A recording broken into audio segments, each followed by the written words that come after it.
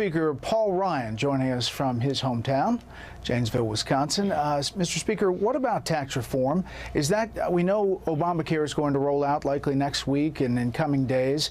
What about tax reform? When does that all kind of come to fruition? Yeah, well, as we've long been planning, tax reform is part of our spring budget. As you know, Brett, you can do one reconciliation bill at a time. What that means to your viewers who aren't into sort of congressional verbiage here is in a budget bill, that can't be filibustered. And so there are two major projects we're trying to achieve this year, just in the first 200 days of this Trump administration, that we think is enormous progress for the American people. Number one, repeal and replace Obamacare. We know Democrats aren't going to do that.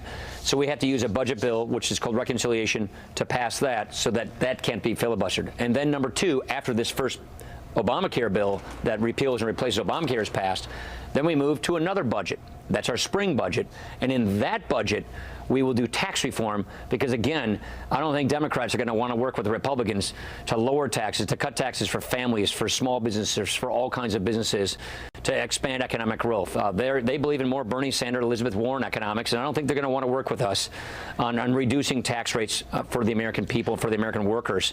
And so that's going to take a budget as well. But you have to do one budget first and then a second budget. You can't do two budgets simultaneously according to our budget rules. As a part of tax reform, you support a border adjustment tax.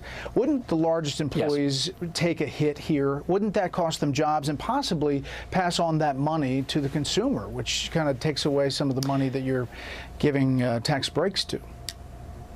Yeah, actually, we just don't see it that way. Most economists will tell you that the currency adjusts when border adjustments occur. Here's the point. This isn't a new idea. This is actually the idea that 160 countries have. 160 countries already border adjust their taxes. America does not, with countries like North Korea, Iran, Afghanistan, Somalia, Sudan. Basically, all other countries in normal industrialized countries border adjust their taxes, 160 of them. And here's what they do. They don't tax their exports and they tax their imports. We do the opposite. So here's what we do. If we make something in America, we tax it. If it goes overseas, we tax it, and then it's taxed as it goes into another country. When other countries make something, they take the tax off of it. And as it enters our country, because we don't border adjust, we don't tax it. And so what happens is we have a tax on American-made goods and services. So all we're saying is let's just level the playing field. Let's just be equal. Let's make sure that foreign imports are taxed at the same level, the same way American-made products are, because today they're not. From these places like Walmart and other businesses, and they say this is not a good thing for the country. Also, you hear the arguments, I think, from Republicans, not only in your own caucus, but Senate Republicans, then this is going to be a real battle. Is it necessary to be able to make the numbers add up without blowing up the deficit or the debt?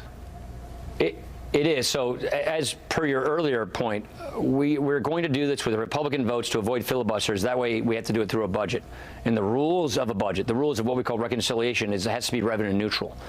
So $1 trillion basically gets us a 10-point drop in our tax rates on American businesses to make American businesses more competitive. We have the highest tax rates in the industrialized world. Corporate tax rates are 35%. The top tax rate on successful small businesses is 44.6%. The average tax rate on businesses in the industrialized world, 23%. So we're really losing here. We're really losing jobs and economic growth. American companies are going overseas. We've got to stop that. And this does raise $1 trillion from overseas, not from American businesses, to lower our tax rates. That's really important. If we don't do this, then we have to get that kind of revenue from within the American economic system, from within our corporate tax base. So the trade-off is really also kind of ugly. To the Walmart point, and I understand there's a lot of concern about this, we want to make sure that this is done in such a way with the kinds of transition rules so that we ease into a new kind of a system, so we stop taxing American exports, and we have a currency adjustment that's gradual so that no consumer sees any change in their prices. This bill, according to the Tax Foundation, 1.7 million new jobs. Higher wages, almost 10% additional economic growth. This is about jobs. It's about American competitiveness. It's about not hollowing out American manufacturing and getting people to bring their companies back to America, bring manufacturing back to America, and that's healthy for our economy. That's why we're talking about these things. Mr. Speaker, two quick things. One is, in order not to blow up the deficit and debt, you're going to have to do something else, right?